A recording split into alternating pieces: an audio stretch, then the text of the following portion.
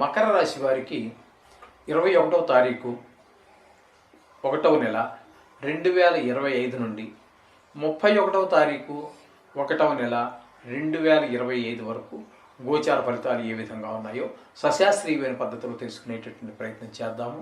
ఇక్కడ జన్మంలోనే రవి యొక్క సంచారం జరుగుతోందండి. జన్మంలో గోచార రీత్యా రవి యొక్క సంచారము శుభప్రదమైన ఫలితములను ఇవ్వజాలదు. కాబట్టి అంటే ఏ విధమైన అశుభ ఫలితాలు వస్తాయి అంటే అనారోగ్య సమస్యలు రావచ్చు, మన ప్రవర్తనలో తేడా రావచ్చు, కోపం ఎక్కువగా రావచ్చు. ఈ విధమైన ఫలితాలన్నీ కూడా మనకి శారీరకమైన ఇబ్బందులు కూడా ఎక్కువ కలిగే అవకాశం ఉంటుంది. ఆ విధమైన ఫలితాలన్నీ రవి జన్మంలో ఫలితాలు ఇస్తూ ఉంటాడు.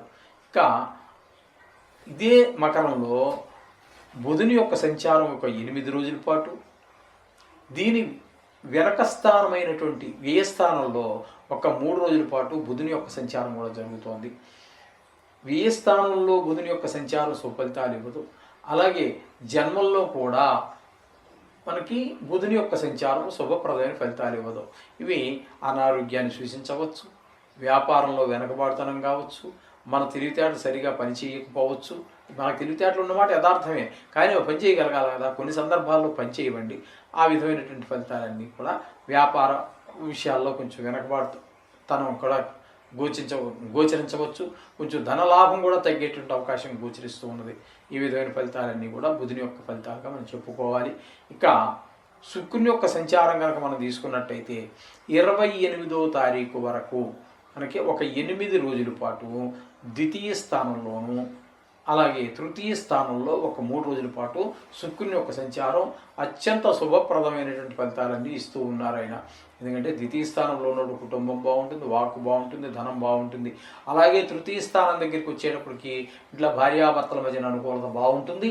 అలాగే కుటుంబంలోనూ, ఉద్యోగ స్థలంలోనూ, వ్యాపార స్థలంలోనూ, లేకపోతే అనేక రకాల వృత్తులు ఉన్నాయి కదండి, ఆ వృత్తి స్థానాల్లోనూ అవందరి యొక్క సహాయ సహకారాలు అందడం ద్వారా మనిషి యొక్క ఎదుగుదలకి కారణమవుతూ ఉంటుంది. అలాగే ద్వితీయ తృతీయ స్థానాల్లో శుక్రుని యొక్క సంచారం. ఇకపోతే ద్వితీయ స్థానంలో శని యొక్క సంచారం కూడా జరుగుతోందండి కుంభంలో. ద్వితీయ స్థానంలో అంటే ఇక్కడ మీకు ఏం చెప్పాలి అంటే ఏలినాటి శని ఈ మకర రాశి వారికి జరుగుతోందని చెప్పాలి. ఇక్కడ మకర రాశి వారికి ద్వితీయ స్థానంలో శని సంచారం వల్ల ధనం మీద, ఆ ధన ఆదాయం మీద, రాబడి మీద, కుటుంబంలోనూ దెబ్బపడేటటువంటి అవకాశం గోచరిస్తూ ఉంటుంది. కొంచెం మాటలో కూడా కఠినత్వం అవి పెరుగుతూ ఉంటాయి. ఈ విధంగా ఉంటుంది శని యొక్క ప్రభావం. ఇక తృతీయంలో రాహు యొక్క సంచారం మీకు మంచి ఫలితాలు ఇస్తూ ఉంటుంది. ఇంట బయట వ్యాపార స్థలంలో, ఉద్యోగ స్థలంలో అనేక రకాలైనటువంటి పూర్వకాలంలో లేనటువంటి అనేక రకాల వృత్తులు మనకి బయట ఈ మధ్యకాలంలో వస్తూ ఉన్నాయి. వాటిలో మీరు ఏ వృత్తిని ఎంచుకుని ఎక్కడ ఏది చేసినప్పటికీ కూడా అందులో మీకు రాహువు చాలా చక్కగా అనుకూలమైనటువంటి ఫలితాలు ఇస్తూ ఉంటారు. ఇకపోతే చతుర్థంలో గురువు యొక్క సంచారంగా మనం చెప్పుకోవాలి. ఆయన ఉన్నది నిజానికి పంచమ స్థానంలోనే, కానీ వక్రగతిలో ఉన్న కారణంగా చతుర్థ స్థానంలో ఆయన మంచి ఫలితములను ఇవ్వజాలరు.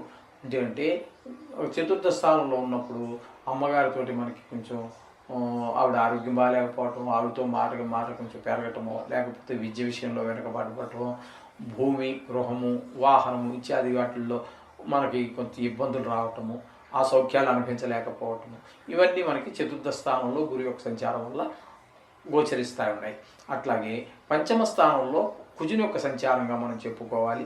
నిజానికి ఆయన ఉన్నటువంటిది షష్టమ స్థానంలో, కానీ వక్రగతి కారణంగా మనము పంచమ స్థానంలో చెప్పుకుంటున్నాం. పంచమ స్థానంలో కుజుని యొక్క సంచారము శుభఫలితములను నింపజాలదు. ముఖ్యంగా సంతానం మీద ఇబ్బందులు కలగజేస్తూ ఉంటాడు.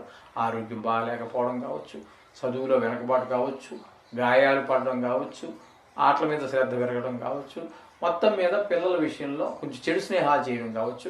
ఇట్లాంటివన్నీ కూడా మనకి కుజుని వల్ల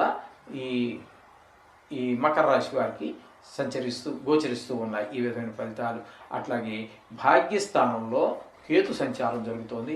భాగ్యస్థానంలో కేతు సంచారం కూడా ఏ విధమైనటువంటి శుభప్రదమైనటువంటి ఫలితాలను ఇవ్వజాలదు. అక్కడ మనకి మనం ఏది సౌకర్యాలన్నీ మిస్ అయిపోయే అవకాశం ఉంటూ ఉంటాము.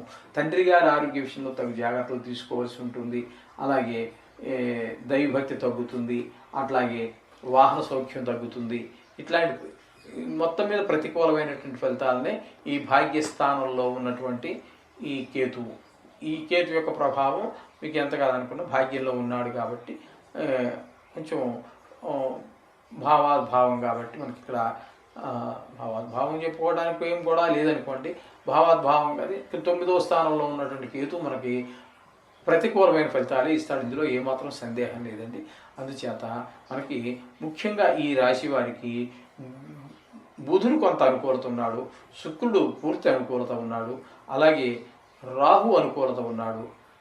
అలాగే ఇకపోతే ఏ గ్రహం మిగతా అనుకూలంగా లేవు.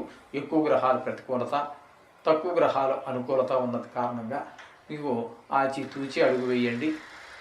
అట్లాగే ఎవరికి హామీలు అవి ఉండమాకండి. అట్లాగే మీరు పూజ చేసేటప్పుడు ఖచ్చితంగా ఒక 2-3 నిమిషాలు నవగ్రహాల గురించి కేటాయించండి. ఏదో ఒకటి చదువుకోండి, మీకు సర్వశుభాలు చేకూరుతాయి. శుభం భూయాత్.